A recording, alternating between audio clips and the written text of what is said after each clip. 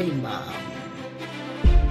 Nipo hapa mbele yenu wa Tanzania leo kuja kukupeni mkasa ambao umenitokezea. Ni true story. Ulinitokezea katika jiji la New York City. Habari kama ifuatavyo, ama story kama inavyoanza. Asubuhi nikiwa natoka zangu nyumbani kuelekea kazini, nilipanda treni linaitwa A train. Nilipanda maeneo ya Euclid. Nikabadilisha treni Broadway Junction. Likaja L train ambalo linanifikisha kazini, huwa napanda na B. Wakati nimeingia treni L hapo Broadway Junction, nikiwa ndani ya treni, kituo kinachofuata akaingia huyo mzee akiwa amevalia magwanda yake ya kazini kama vile ambayo yuko katika construction. Tunasema construction, right? Akaingia pale na mkoba wake na kichupa chake akiwa anakunywa chai. Alinikalia mbele yangu, siti ya mbele, na mimi kwa sababu matreni yana huku na huku. Mimi nimekaa huku kaa huku, kaingia pap, mimi nachezea simu. Kutupa jicho hivi mzee akanitizama akakolea. Mzee akaniangalia, kila ninachofanya mzee ananikodolea macho. Kila nikijaribu kuyapapatua macho ya yule mzee, no. Mzee alinikodolea macho. Kila ninapojaribu kuinama hivi nachezea simu, nikinyanyua uso, mzee yule pale ananiangalia. Aya. Kufika Kanasi nikashuka, mzee nikashuka naye. Mzee nilivyoshuka naye akanishika kibega, sikuniondoa sehemu zangu nyeti. Kwanza naomba niwaambie kitu kabla sijamalizia story. Story ni refu, tutaitoa nusu nusu. Unachokiona kichwani huo ni mnara na sati sigino. Kuna watu wamesema, Sharifa, usivae mtandio kwa sababu tunataka tuhakikishe network ipo. Usije ukatuconfuse, anything can happen. Kwa hiyo tunaomba usiuvae mtandio, tunataka tuhakikishe antena ipo, ili tujue kwamba network ina search vizuri. Kuhusu Recho Dangwa, mwekeni pembeni kwanza. Recho Dangwa kwanza akakate kucha alafu ajabishane na mimi. Yaani nakwambia, sababu nimeona watu mnaanza kuniconfuse, mnaniletea habari za Recho Dangwa. Recho Dangwa, ngoja nikwambieni kwanza. Recho Dangwa waje wakina Recho kama 200 hivi. Basi siwaogopi. Yaani mimi Recho nakwambia, Recho nakuweza. Wewe Recho kwangu keki tu, wewe ni keki. Kwa hiyo mimi nishayaona matusi yako. Kwa hiyo wewe Recho, wewe keki. Kwa hiyo kwa vile wewe keki, kwanza kaa pembeni, si tusimulie story ya maana. Ili watu hapa nataka vitu vya maana ambavyo vinapata kuwa motivate. Wewe Recho hutumotivate, unatuconfuse. Kwa hiyo wewe kwanza kaa pembeni. Recho umeuniweza hata uje uchi. Na kuhakikishia muje Recho 10 na ngapi sijui uje uchi. Mimi hapa namogopa Mange tu katika hii system ya Easter. Kwa sababu najua Mange ni mtu ambaye yuko black, yani Mange ni mtu ambaye analeta vitu ambavyo vina evidence. Recho kwanza kakate kucha. Kakate kucha kwa sababu mikono ishaanza kuwa kama ya dinosaur. Kwa hiyo kaa pembeni kwanza, wewe na kuweka pending. Kwanza hapa watu wanataka vitu muhimu. Alafu baadaye tutakuja kwenye varangati lako. Kwanza wewe kwa sababu wewe ni varangati. Kwa hiyo tutakuja kuvangaratiana baadaye. Nakwambia tujikoki kwa sababu mimi huko nikija nakuja unakuja vizuri. Recho wewe jikoki kwanza. Nakupa muda kwanza ujikoki. Mimi huko nadili na watu ambao wana akili zao sasa. Jamani, watu wenye akili zenu timamu. Mimi bwana, baada ya pale kushuka katika ile treni, mzee akanishika bega, nikageuka hivi, lakini sehemu zangu zilibaki. Vipi WhatsApp? Nikamwambia amokea. Akaniambia hebu nimekukubali mziki, nimeukubali. Nikamwambia sawa, hamna neno. Na mimi kama nikavutiwa naye kimtindo, nisiwe mnafiki. Si nimekuja kuileta story mwenyewe. Kwa hiyo nizungumze na reality iliyokuwa inaendelea. Mtoto wa kike nikampa namba. Lakini uko mchafu kama homeless hivi, limevaa maguo ya construction. Jamaa akatimua, kumbe yule bwana ni tajiri, ndio limepaki gari pahali. Matajiri wa New York wengi wanapanda matreni. Ndio kwa sababu ile movement, kumbe gari kaipaki pahali, anakuwa na tabu ya kupata parking. Kwa hiyo pale aliposhuka treni kaifuata gari yake, lakini mimi nilikuwa sijui hapo. Mimi nikamchukulia kama choka mbaya kwa sababu ya mavazi na muonekano aliokuwa nao. Basi mimi nikarudi zangu, nikaenda zangu kazini. Kufika zangu kazini, nikapiga kazi, nikarudi nyumbani. Siku ya kwanza, siku ya pili, siku ya tatu kimya, sikupigiwa simu. Hata haikuwa kichwani mwangu kwamba yule mzee anaweza akapiga ile simu. Kwa hiyo yashani yani pale yalinitoka. Nikiwa kwangu siku moja saa 4 usiku simu yangu ikaita. Kupokea nikasikia ile sauti. Habari yako, kwa sababu sina tabia ya kurukaruka, sina tabia ya kuwa na wanaume tofauti papa. Kwa hiyo alipopiga yule mwanamume direct nikajua huyu ndio yule nilompa namba kwenye treni. Wakati nimeshuka treni kumrazi. Habari yako nzuri. Wewe unaitwa nani? Mimi naitwa Sharifa. Wewe mwenzangu mimi naitwa fulani, unanikumbuka? Nakukumbuka. Anaitwa Lighton, nakukumbuka. Okay, unanikumbuka wapi? Mimi nikamwambia nakukumbuka kwenye treni, tupanda treni L wakati tunaenda zetu Kanasi Rakawe huko. Okay, kweli unanikumbuka. Okay, naomba kwanza nikuulize, niulize. We ni Mwafrika, Muhaiti, mwapi? Nikamwambia mimi ni Mtanzania. Kama kawaida yangu, mimi Mtanzania natoka visiwani. Okay, unaitwa nani? Naitwa Sharifa. Ni Muislamu? Yes, ni Muislamu tena. Ni Muislamu. Natoka ni gari yangu. Okay. Na wewe unakaa wapi hapo? Nikamwambia mimi nakaa pahali fulani. Okay. Unakaa na nani? Nakaa peke yangu. Sina ndugu, si gari yangu. Okay. Na wewe unakaa wapi hapo? Nikamwambia mimi nakaa pahali fulani. Okay. Unakaa na nani? Nakaa peke yangu, mtoto wa kike. Nikaanza kujimaliza mwenyewe. Nikaanza kumwambia yule tajiri, mimi nakaa peke yangu, sina ndugu, sina family. Nikaanza kuropokwa mtoto wa kike kama nimepigwa msumari wa bati. Sina ndugu, sina family, yani nipo tu hapa naishi peke yangu. Niko katika basement. Nikajimu yule bwana ananisikiliza tu. Ndugu, nikamwaga story yangu yote kwa yule bwana. Day 1 niliropokwa mpaka maiti waliofariki nikaombea na dua kwa yule mzee. Akanambia, kumbe ulifikwa na mikasa sana baba sana. Yani mtu kapiga simu anijue tu siku ya kwanza mimi nani, lakini ndugu zanguni nilikwenda nikaongea mpaka maiti, nikaanza kumhadisia fulani alikufa mwaka 1223. Alimradi niliropokwa pale, sijui ndio alikuwa mtego wake ule anijue. Nilijielezea Watanzania kama nililekewa bastola ya kichwa ile siku ya mwanzo. Akanambia nikupigie video call. Nipige video call. Kapiga video call wa Tanzania, akanambia naomba nikuone mwili wako kama uko sexy. Day 1. Bibi yangu tena pale tu. Nadhani ilikuwa tayari pale bwana anatafuna kijiti.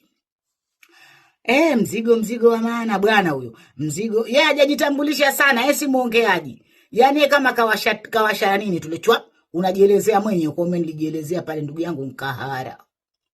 Bwana akakagua mzigo kwa simu, akanambia safi sana. Haya, sasa mimi nataka mimi na wewe tuwe mtu na kama nini tuoane kama tunavyotaka, mimi niko tayari. Yule bwana sasa. Nikamwambia sasa nipe muda kwa sababu sasa hivi na mambo mengi nayafanya. Nikaanza kumuelezea zile ziki ambazo niko nazo.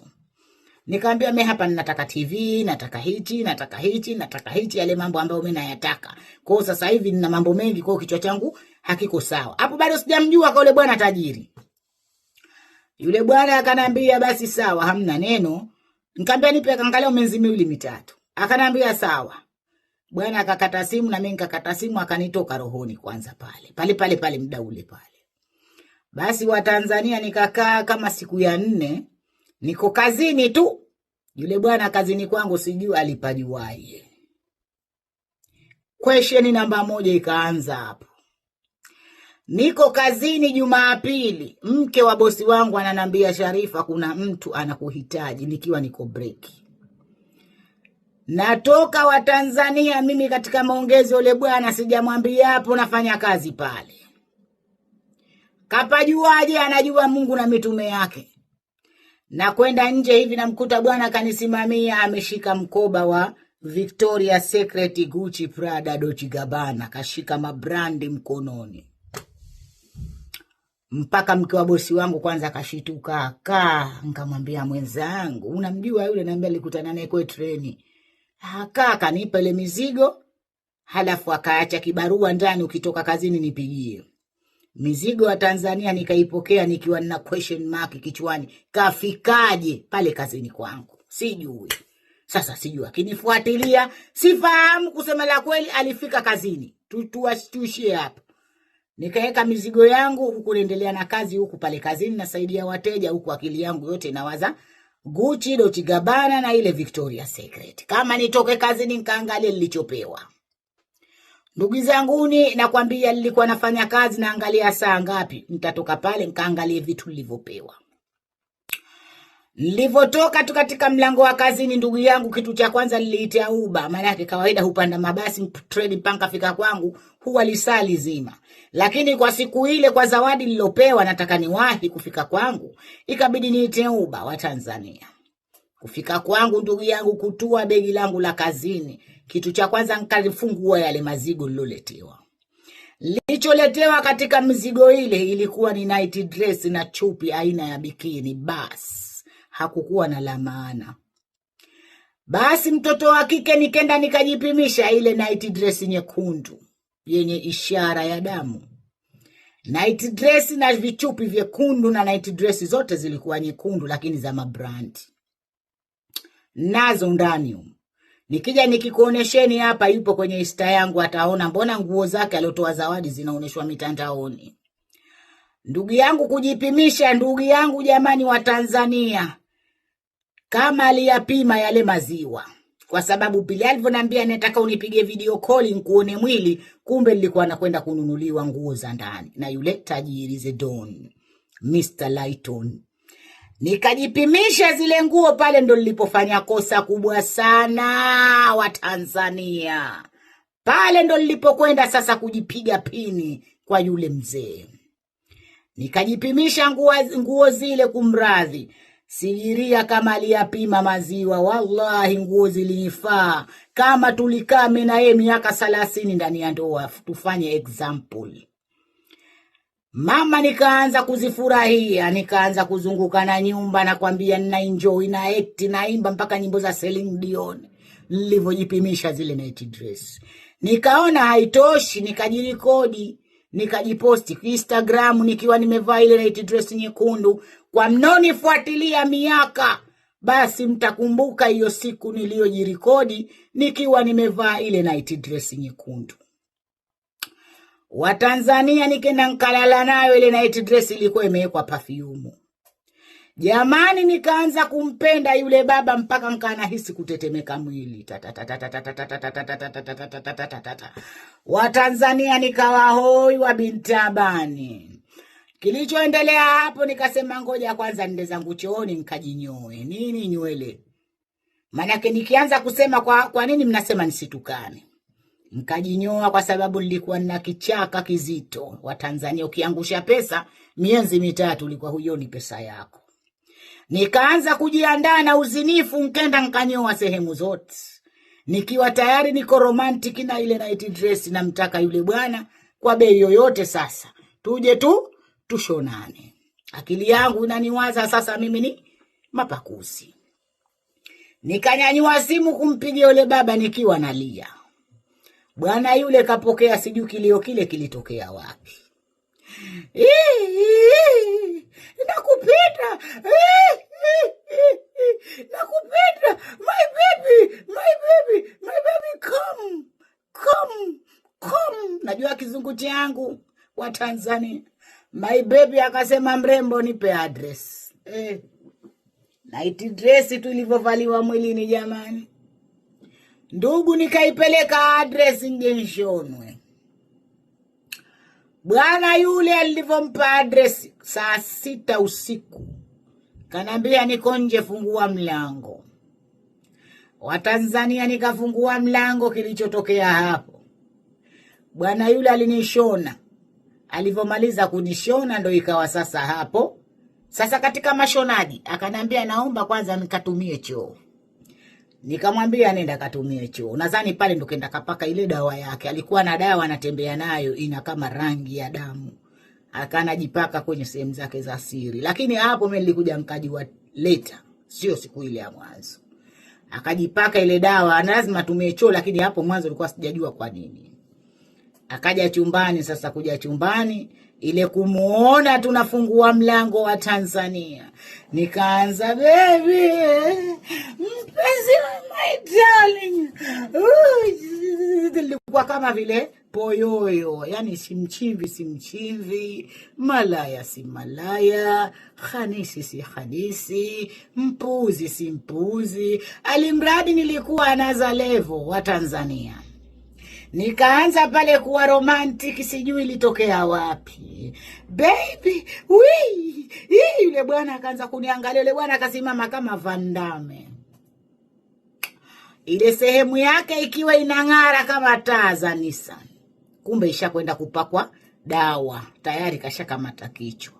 Jamaa alikuwa yuko very serious na kazi anayoifanya. Bwana yule akanishona saa 6:30, yani nile baba kama vile njiwa. Bwana akatoweka. Akanambia kabla hajaondoka. Nilipitiwa na usingizi na ule bwana akapitiwa na usingizi kidogo, aliondoka kama saa 8 na dakika na nusu, saa 8 na nusu. Inaingia saa 9 ilikuwa. Kabla nilikuja nikapitiwa na usingizi mzito. Wakati nimepitiwa na usingizi, kilichoniamsha, nilihisi mtu ananipapasa. Kufumbua macho hivi nikaona wanaume wawili wamenisimamia wakiwa wameshika kitu kama vile boga, halafu na wamevaa nguo nyeusi. Wameshika hivi kitu lakini sikijui kitu gani walichokishika. Mimi pale nikapiga yoyo. Akashtuka ule mzee, akashtuka, ndio pale naye akaenda zake. Akaniuliza nini, nikamwambia two people wako wapi? Wamedisappear. Akaniambia ndoto tu. Jamaa akaniambia niwe bora ulivyoniamsha. Ngoja nivae nguo nde zangu. Saa 8 hii. Hii baba.